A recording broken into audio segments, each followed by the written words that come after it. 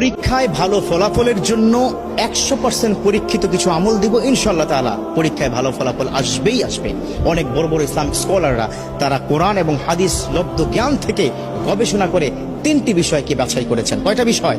3টি জিনিস যদি কোনো শিক্ষার্থী পালন করে, পরীক্ষার আগের রাতেও যদি করে, পরীক্ষার হলে গিয়েও যদি করে, ইনশাআল্লাহ তাআলা তার ভালো ফলাফল আসবে। দেখো, প্রত্যেকটা স্টুডেন্টের স্বপ্ন সে খুব ভালো রেজাল্ট করবে, ঠিক কিনা? আছে না? এই যে যুবক বন্ধুরা, স্বপ্ন আছে না? আছে। বর্তমান কিন্তু আমাদের পরীক্ষা চলছে, আলহামদুলিল্লাহ। আমাদের কারো সন্তান, কারো ভাই বোন, আমাদের পরীক্ষা চলতেছে। বাচ্চাদেরকে আজকে গিয়েই এই ট্রিটমেন্টটা দিবেন। চাচা, আজকে গিয়েই আপনার সন্তানকে বলবেন যে তোমাকে এই 3টি বিষয় দিলাম, অথবা আমার ভিডিওটা তাকে দেখাবেন, পারলে একটু শেয়ার করে দিবেন। কারণ এই ভিডিও শেয়ারের মাধ্যমে যদি কোনো শিক্ষার্থী বন্ধু তারা যদি এই আমলটা করতে পারে, তাদের পরীক্ষা যখন ভালো ফলাফল হবে, ওই একটা ছোট্ট শেয়ারের কারণে আপনার আমল নামায় কিন্তু আল্লাহ পাক সওয়াব লিখতেই থাকবে। সুবহানাল্লাহ। কয়টা বিষয় বললাম? 3টা বিষয়। যুবকরা, কয়টা? 3টা বিষয়। 1 নম্বর হচ্ছে, যেদিন পরীক্ষা তার আগের দিন রাতে মেধাটাকে কি ঠান্ডা মাথায় রেখে পড়াশোনা করতে হবে। খুব একটা উচ্ছৃঙ্খল, এটা পড়া হয় নাই, ওটা পড়া হয় নাই, আফসোস করা যাবে না। কি করা যাবে না? আফসোস করা যাবে না। ঠান্ডা মাথায় বই নিয়ে পড়তে হবে সাজেশন অনুযায়ী, ঠিক আছে? তবে তাড়াহুড়া করা যাবে না, গভীর রাত পর্যন্ত জাগা যাবে না। 2 নম্বর হচ্ছে, আল্লাহর প্রতি সর্বোচ্চ তাওয়াক্কুল করতে হবে। বিশ্বনবী সাল্লাল্লাহু আলাইহি ওয়াসাল্লাম তিনি কিন্তু এই বিষয়টাকে খুব বেশি পরিমাণে গুরুত্ব দিয়েছেন। আর আল্লাহ পাক নিজেই তো বলে দিয়েছেন, ওমা ইয়াতাওয়াক্কাল আলাল্লাহ ফাহুয়া হাসবুহু, those the people are depend on almighty, Allah is good enough for him. অতএব আল্লাহর প্রতি তাওয়াক্কুল রাখতে হবে। আল্লাহ, পরীক্ষার হলে কালকে যাব, আল্লাহ তুমি পরীক্ষায় প্রশ্নগুলো কমন করে দিও, প্রশ্নগুলো কমন করে দিও, প্রশ্নগুলো কমন করে দিও। এটা 2 নম্বর, আল্লাহর প্রতি তাওয়াক্কুল রাখতে হবে। আল্লাহর কাছে চাইলে আল্লাহ ফেরত দেন না। উদউনি আস্তাজিব লাকুম, আল্লাহ পাক নিজে বলে দিয়েছেন, ও আমার বান্দারা, ও আমার গোলাম, ও শিক্ষার্থীরা, আমাকে বলো, তোমার সমস্যার সমাধান করে দিব, তোমার ডাকে আমি সাড়া দিব। সুবহানাল্লাহ। চাইবেন কার কাছে? আল্লাহর কাছে। আজকে গিয়ে সন্তানকে বুঝাবেন, বাবা পড়াশোনা যাই করো না কেন, তাওয়াক্কুল করবে কার উপর? আল্লাহর উপর। 3 নম্বর, এই 3 নম্বরটা একটু লম্বা, বাট এই আমলটা কিন্তু করতে হবে।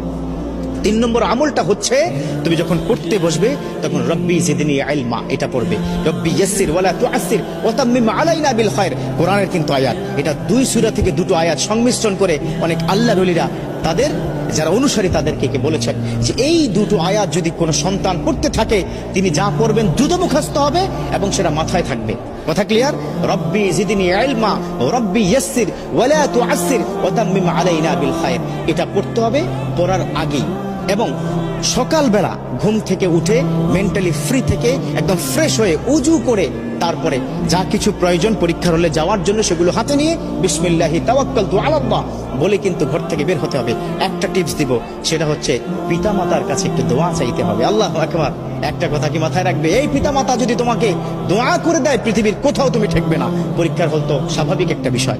এবার পরীক্ষার হলে প্রবেশ করার পরে বিসমিল্লাহ করে পরীক্ষার হলে প্রবেশ করবে। আমরা বর্তমান সময় আমরা কি দেখি, আমাদের সময় ছিল যে পরীক্ষার হলে গেলেই বন্ধু বান্ধব হই হুল্লোড়, চিৎকার চেঁচামেচি, তুই কি এটা কি পড়েছিস কিনা, এই কি ব্যাপার, কি দোস্ত তোর কি খবর, এই ধরনের কথা বলা যাবে না।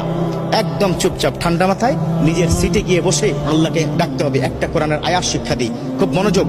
হাসবুনাল্লাহু ওয়া নি'মাল ওয়াকিল, নি'মাল মাওলা ওয়া নি'মান নাসির, এই কোরআনের আয়াতটা পড়তে হবে। হাসবুনাল্লাহু নি'মাল ওয়াকিল, নি'মাল মাওলা ওয়া নি'মান নাসির। এবার প্রশ্ন হাতে কি পেয়ে গেছো?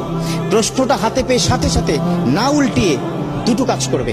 একটা হচ্ছে উপর করে প্রশ্নটা রেখে সুবহানাল্লাহি ওয়া বিহামদিহি সুবহানাল্লাহিল আযীম, এই তাসবিহ পড়ার পর ওই যে আমি শিক্ষা দিলাম না, সেটা কি রব্বি জিদনি ইলমা, রব্বি ইয়াসসির ওয়ালা তুআসসির ওয়া তাম্মিম আলাইনা বিল খায়র, এই কোরআনের 2টো আয়াত পড়ে বিসমিল্লাহ করে যখন প্রশ্নটা দেখবে, যদি কোনো কারণে কমন নাও পড়ে, no tension, don't worry, don't be frustrated, হতাশ হওয়া যাবে না।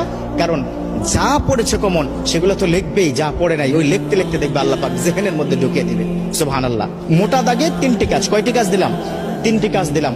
যদি কোনো শিক্ষার্থী সঠিকভাবে এই 3টি আমল বা এই কাজগুলো সে প্র্যাকটিস করতে পারে, ইনশাআল্লাহ তাআলা পরীক্ষায় ভালো ফলাফল আসবেই আসবে। আল্লাহ পাক আমাদের শিক্ষার্থীদের এই বর্তমান চলমান পরীক্ষায় ভালো ফলাফল করে কেরিয়ার সুন্দর করে আল্লাহ সন্তুষ্টি অর্জন করার তৌফিক দান করুক। আমিন।